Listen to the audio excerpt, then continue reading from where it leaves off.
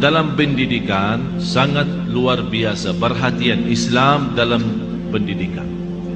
Islam sangat memperhatikan pendidikan anak kita, sistem pendidikan anak kita, perhatian kepada anak kita. Karena ini semuanya pengaruh, semuanya pengaruh. Ucapan kita, berlaku kita di hadapan anak kita.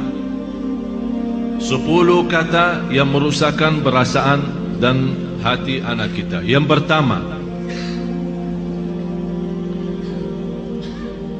kita suka mencaci maki anak kita.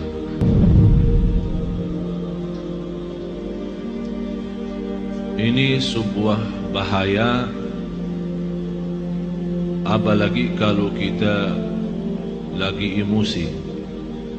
Dan saya selalu sampaikan kepada jemaah, kalau lagi emosi, jauh daripada anak. Jauh. Jangan jadikan anak korban. Saya tidak enak membawa ucapannya karena kita di dalam masjid, tapi ada banyak yang saya heran mengucapkan kata-kata yang saya malu sampaikan. Sama siapa? Sama anaknya sendiri. Kalau sama orang lain kita malu mengucapkan, apalagi sama anak kita.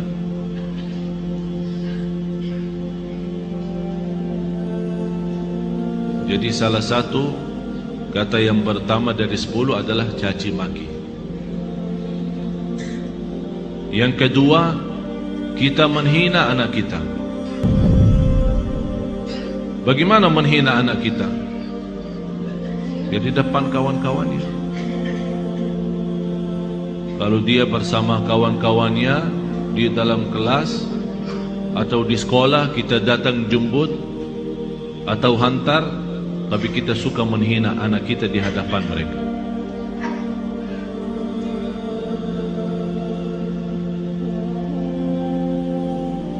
Malah ada yang pernah berkata, saking menghina anaknya, saya heran bagaimana bisa punya anak seperti kamu. Apalagi di depan orang, di depan kawan-kawannya. Bisa di saat itu anak kita tidak nangis, tapi sudah mati rasa. Sudah mati rasa. Akhirnya menjadi hati kecil. Susah kita bina untuk menjadi anak salih-salihah karena kita sudah hancur duluan. Sudah kita hancurkan duluan. Itu yang saya selalu sampaikan. Itulah namanya durhaka orang tua kepada anak sebelum anak durhaka kepada orang tua.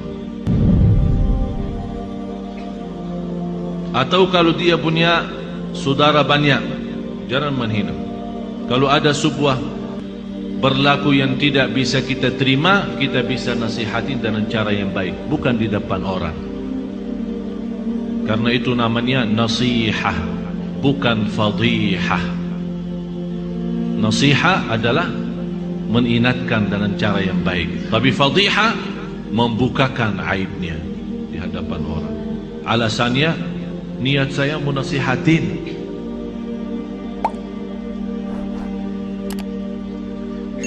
Yang ketiga, selalu kita suka membawa bandingannya dia sama orang lain. Ini lihat, abang kamu jauh lebih pintar. Ini lihat, anak itu luar biasa. Kamu tidak bisa seperti mereka. Itu tidak bahaya itu. Ini mengakibatkan apa? Kecil hati. Yang kedua, benci sama orang itu. Akan menimbulkan rasa benci. Jadi akan selalu berlawan. Di mana ketemu kalau diajak main tidak mau sama. Karena kenapa? Karena kita selalu bandingkan ini A sama B. Apalagi kalau dia punya adik-adik yang lain. Coba adik kamu, abang kamu, kakak kamu, pintar bacaannya, pintar najinya, pintar salatnya. Kamu apa sih? Ini mohon maaf, ini bukan sering terjadi. Malah saya sendiri mendengar di hadapan saya, ibu yang membawa 3 anak, yang dinyakiti perasaannya 1.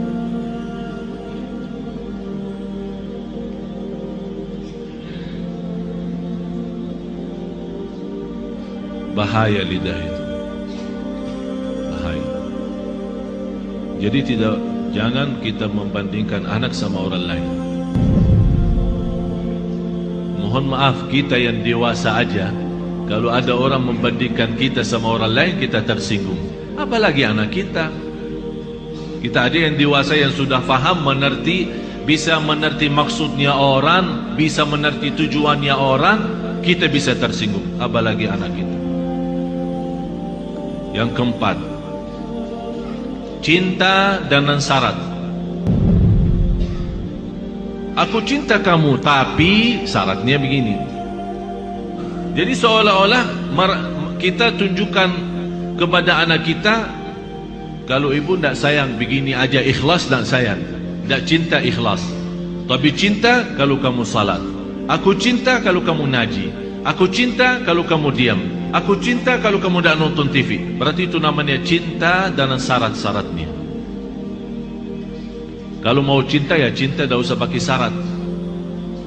Tidak usah pakai syarat-syaratan. Ini anak kita. Mau cinta ya cinta. Cinta yang normal, kasih sayang, yang wajar dan yang wajib bagi kita sebagai orang tua, memberikan kasih sayang dan rasa cinta kepada anak kita. Kalau kita yang tidak menunjukkan rasa cinta kepada anak kita, dia akan lama-lama melarikan diri kepada orang lain. Memang mohon maaf Bapak Ibu, bisa anak kita karena dia kecil tidak mengerti menyampaikan perasaannya, tapi dia mampu menyampaikan perasaannya dari hal berlakunya. Begitu dia melihat seorang yang memberikan perhatian dan kasih sayang, biarpun orang itu bukan keluarganya, orang jauh, begitu dia ketemu orangnya, dia malah lari, belum orang itu. Sepertinya kehilangan rasa sayang di rumahnya. Dan banyak saya perhatiin anak-anak yang datang kepada saya begitu melihat anaknya sambil peluk dan cium saya bilang dalam hati saya, kasihan, kehilangan rasa cinta dan sayang dalam rumahnya. Yang kelima, kita menyampaikan kepada anak kita info-info atau informasi yang salah. Maksudnya apa informasi yang salah? Laki-laki tidak boleh nangis. Siapa yang bilang? Bapak-bapak nangis enggak? Nangis kan? Berarti salah kita berkata sama anak kita, kalau laki-laki tidak boleh nangis. Siapa yang bilang? Biarin dia nangis. Kalau dia nangis, ayo nangis lagi sayang. Bukan laki-laki tidak boleh nangis. Itu membuat apa? Mengakibatkan sakit jiwa. Karena setiap dia mau nangis, dia bertahan. Alasannya informasi yang salah, laki-laki tidak boleh nangis. Akhirnya dia tahan-tahan, menjadi beban, lama-lama sakit jiwa. Betul, ini betul. Jangan dianggap tidak terlalu. Terlalu.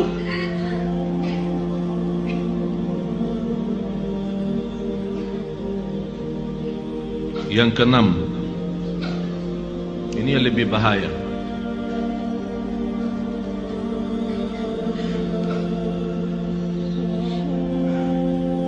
Kita selalu memberikan ancaman. Ayo makan habisin, kalau tidak datang hantu.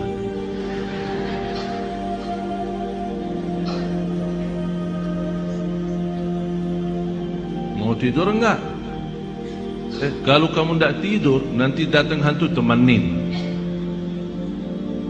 Ini selalu kita, niat kita apa? Niat kita supaya dia cepat tidur, tapi mengakibatkan dalam perasaannya banyak hal yang tidak bagus.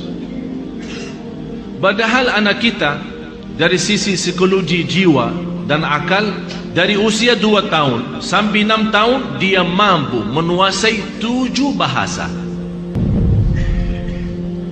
Ini bukan sembarangan. Ini ada orang keahlian psikologi akal dan jiwa membuktikan anak dari usia 2 tahun sampai 7 tahun, kalau diberikan perhatian sepenuhnya, dia mampu dari sisi psikologi akal dan jiwa mampu menguasai 7 bahasa. bahasa kita, bahasa daerah, bahasa Arab, bahasa Inggris, terserah. 7 bahasa.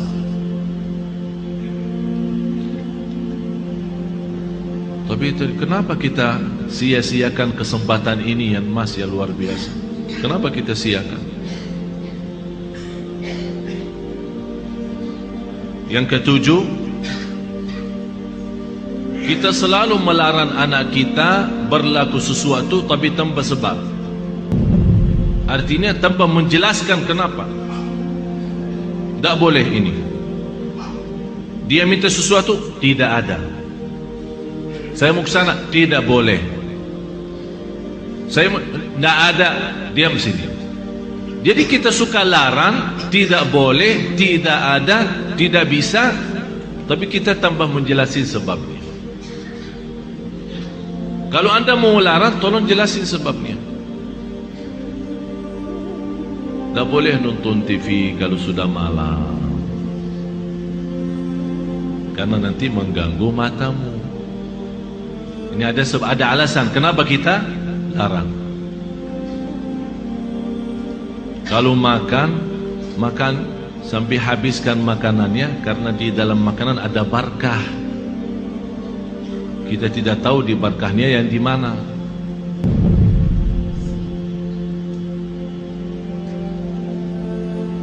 Jangan nonton TV. Ayo sana. Tidur. Ibunya megang remote. Teng, teng, teng.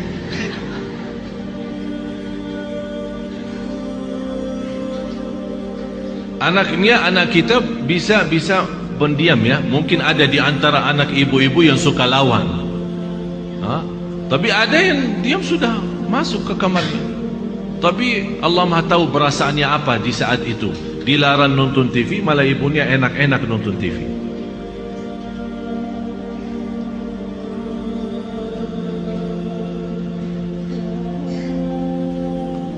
Banyak hal Bapak Ibu yang perlu kita perbaiki. Banyak. Kalau kita memang ingin bukan hanya doa mengharapkan anak salih salihah, tapi ada contoh baik, ucapan yang baik. Yang ke-8,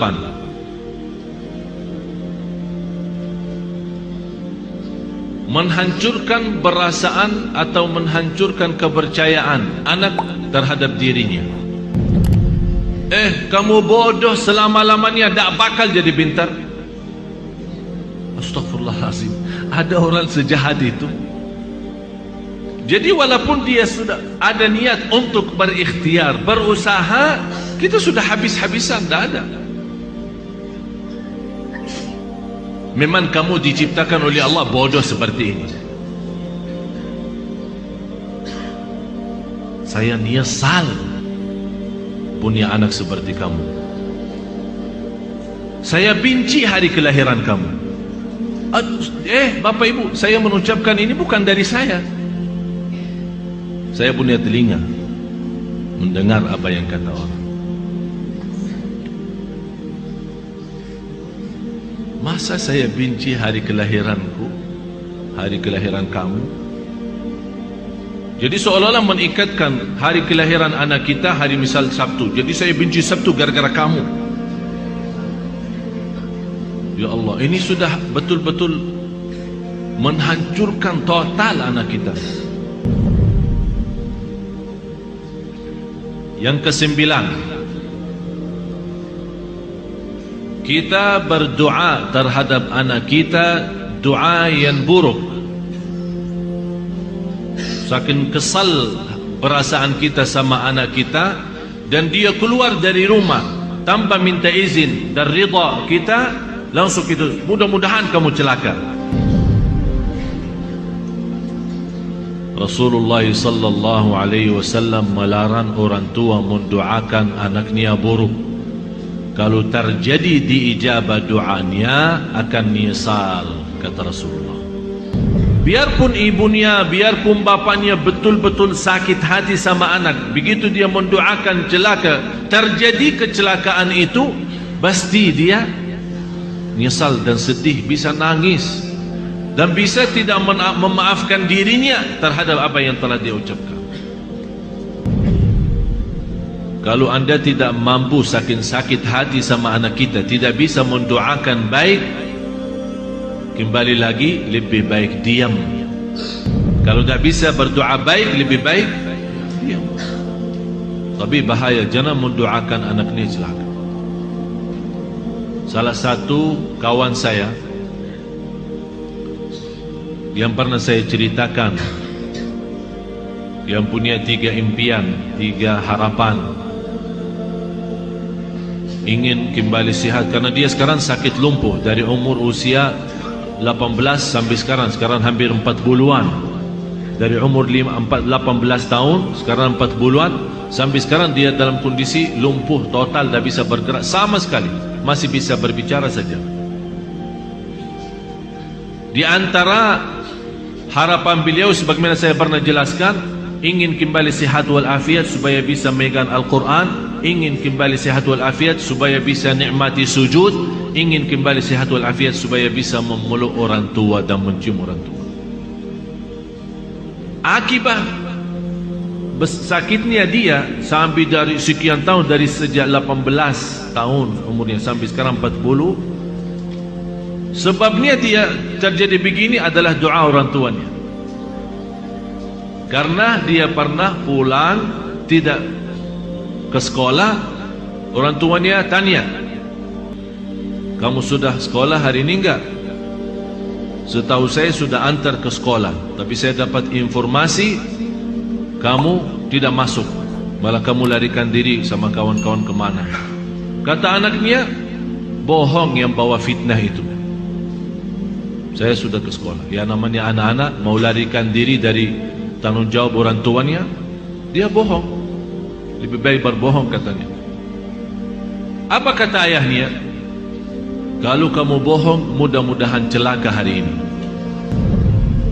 Pergi sama kawan-kawan, ini cerita sendiri dia menceritakan. Pergi sama kawan-kawannya kepada satu tempat hiburan yang ada kolam renang. Kemudian dia naik sebuah tempat tembok yang agak lumayan tinggi. Kemudian mau loncat ke dalam kolam itu. Begitu dia loncat, kepalanya kena. Padahal lantai bawah terlalu dalam, tapi bisa kena. Kepalanya terputus salah satu saraf di bagian lehernya, mengakibatkan lumpuh total, tidak bisa bergerak sama sekali. Orang tuanya menyesal karena telah mendoakan seperti itu. Tapi kata anaknya, bagi saya nikmat besar doa kecelakaan ayah saya. Kenapa? Karena dengan doa dalam kondisi ini baru saya bisa kenal Allah lebih dalam, dan alhamdulillah beliau sudah menghafal Al-Quran 30 juz.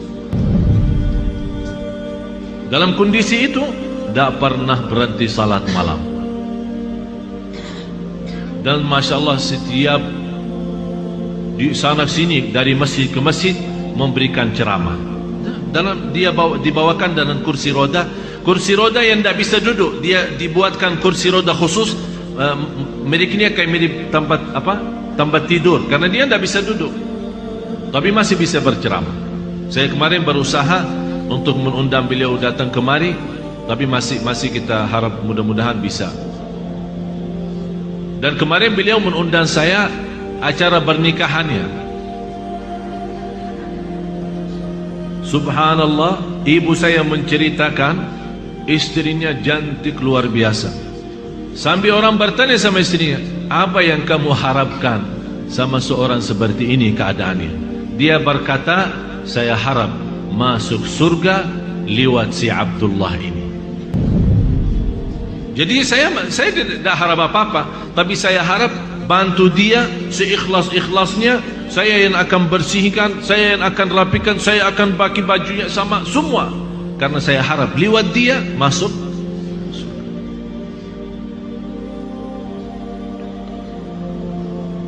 Yang terakhir 10 kata. Yang ke-10, kita suka membongkar dan membuka aib anak kita di hadapan orang lain.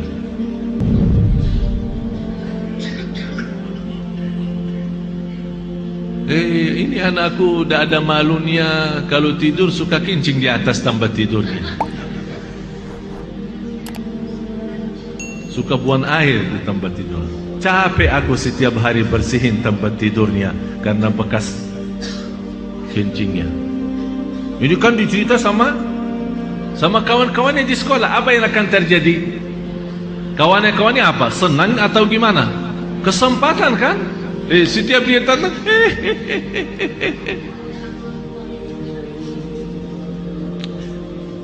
Astaghfirullahaladzim. Kita istighfar.